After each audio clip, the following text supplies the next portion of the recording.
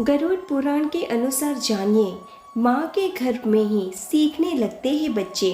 नमस्कार दोस्तों, हम आपका स्वागत करते हैं। जानिए दोस्तों, जब जन्म लेने से पहले 9 महीने अपनी माँ के गर्भ में समय पसार करता है, जब ये बच्चा माँ के गर्भ में जब पहली बार आता है, तो माँ उस मृत्यु लोक में आने से पहले ही माँ अपने बच्चे के कई सपने देखने लगती है। लेकिन आप जानते हैं, एक बच्चा अपनी माँ के गर्भ के अंदर क्या सोचता है और उससे गर्भ के अंदर उसे क्या सज़ा भुगतनी पड़ती है? अगर नहीं भुगतनी पड़ती तो क्या करता है?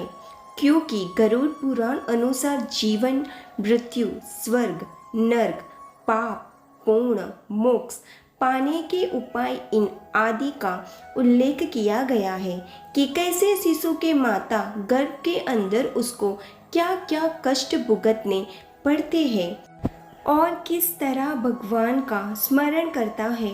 शिशु माता के गर्भ के अंदर क्या महसूस करता है, उस समय उसका मन और दिमाग में क्या क्या बातें चल रही होती है। माँ के गर्भ में ही बच्चे क्या सोचते हैं।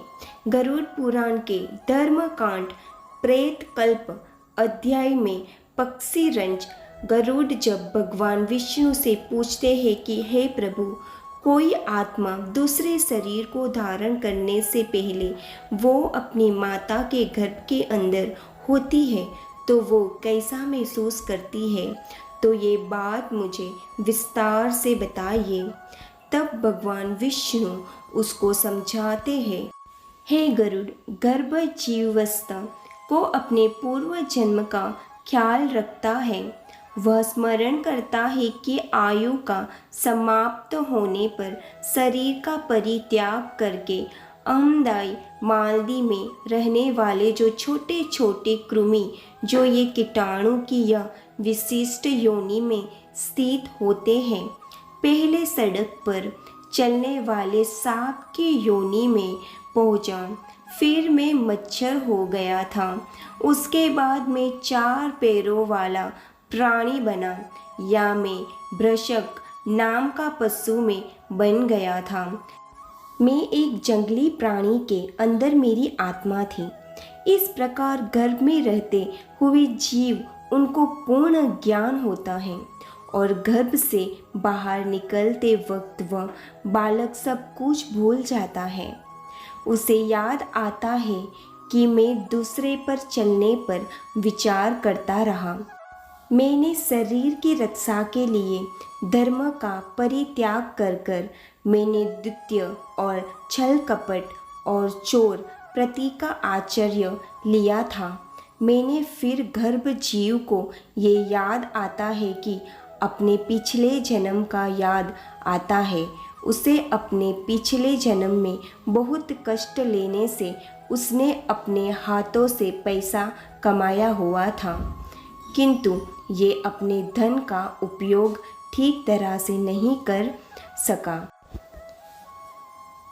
वह अग्निदेव, अतिथि और बंधु बांधवों को स्वादिष्ट अन्न, फल, गोरस, लाडू तथा तांबूल देकर उन्हें संतुष्ट करने में असफल रहा। फिर ये गर्भ जीव को ये याद आता है कि इस पृथ्वी पर अस्तित्व त्रिविक्रमी भगवान का दर्शन करना तो मैं भूल ही गया और उन्हें मैंने प्रणाम नहीं किया था और ना तो मैंने उसकी पूजा की थी।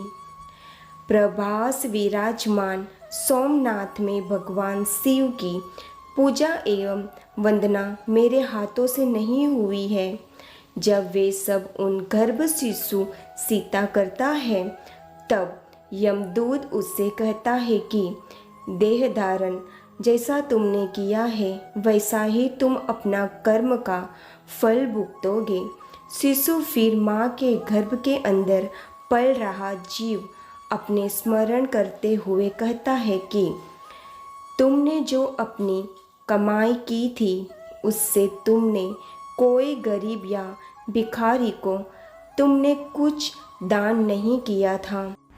तुम पृथ्वी पर रहते हुए तुमने कोई पृथ्वी पर कोई भूमिदान, गोदान, जलदान, फलदान, ताबूलदान और गंधदान भी नहीं किया था। तो भला अब क्या सोच रहे? तुम्हारे पिता और पितामह मर गए तो जिसने तुमको गर्भ में धारण किया था वही माता भी मर गई। तुम्हारे सभी भाई बंधु भी नहीं रहे, ऐसा मैंने देखा है। तुम्हारा 5 भौतिक शरीर अग्नि जाकर भस्म हो गया।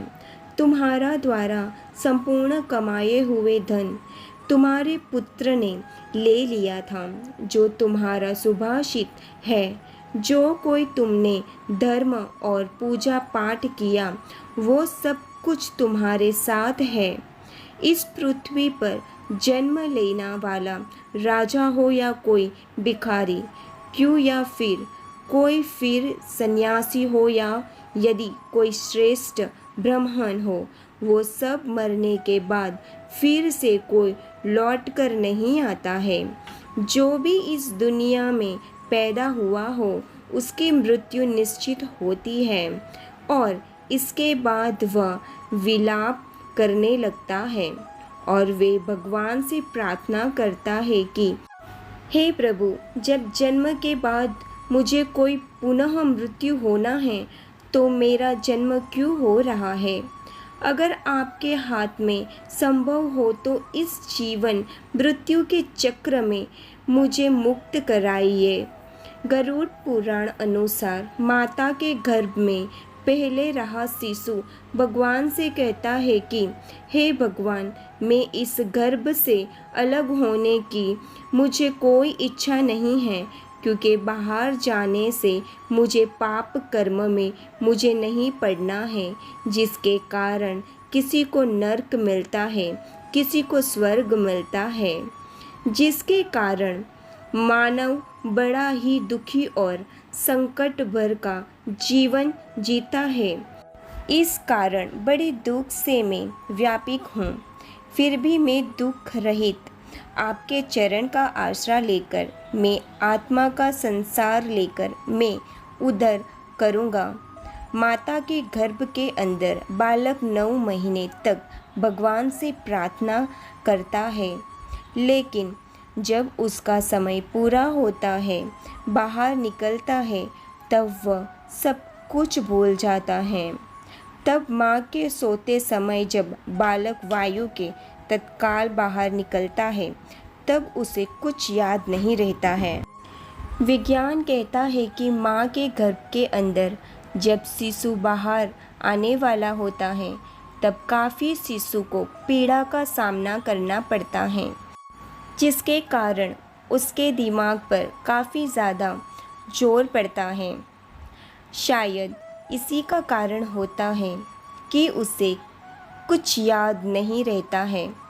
इन गरुड़ पुराण अनुसार ये प्रसूति की हवा से लेकर जब बालक लेता है, तब माता के गर्भ के बाहर निकलता है, तब उसे किसी बात का ध्यान भी नहीं रहता है। गर्भ से रहित वह ज्ञान रहित बन जाता है। इसी के कारण वह जन्म के कारण बहुत रोता है। इन सब के अलावा गरुड़ पुराण अनुसार भगवान विष्णु ने ये भी बताया गया है कि जब वह शिशु माता के गर्भ के अंदर जब 6 महीने का हो जाता है, तब वो प्यास को महसूस करने लगता है और माता के गर्भ के अंदर अपना स्थान बदलने भी लगता है। तब वह कुछ कष्ट को भी भोग सकता है। माता जो भी खाने की ग्रहण करती है, वह तब कोमल त्वचा से बाहर निकलता है। आशा करती हूँ दोस्तों आपको ये हमारा वीडियो अच्छा लगा होगा। अच्छा लगा हो तो प्लीज़ लाइक और शेयर ज़रूर कीजिएगा। अगर इस चैनल पर आप लोग नए हो तो प्लीज़ चैनल को सब्सक्राइब ज़रूर कीजिएगा, ताकि हमारा नेक्स्ट वीडियो आप तक सबसे पहले पहुँचे। वीडियो के अंत तक बने रहने के लिए आप सभी का दिल से बहुत बहुत धन्यवाद। जय श्री कृष्ण।